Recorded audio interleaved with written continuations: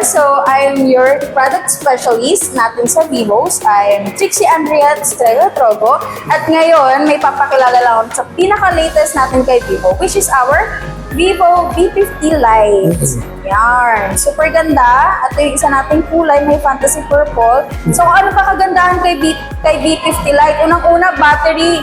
Super durable niya, super large, super slim na din po siya since naka 6,500 na din po yung battery.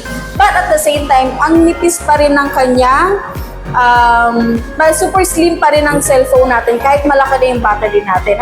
Ang kagandahan pa dito, naka 90 watts fast charge na din po tayo. So super bilis, kahit umihi ka lang. Ganun siya kabilis ma-full charge. Kasi kahit 30 minutes pa rin siya nag-charge pa full charge na ang ating cellphone.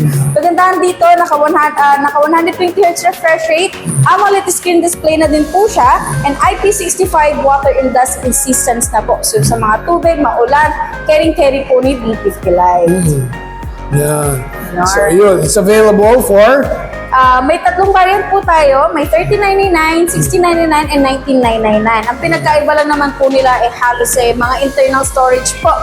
Ay yung isa po kasi naka 512 na po yung ating 19999. And it's also packed with AI features. Yes po, may AI na din po siya. Kompleto documents, circle to search, screen translation, pwede na. Robinson's Place, Gentry lang po.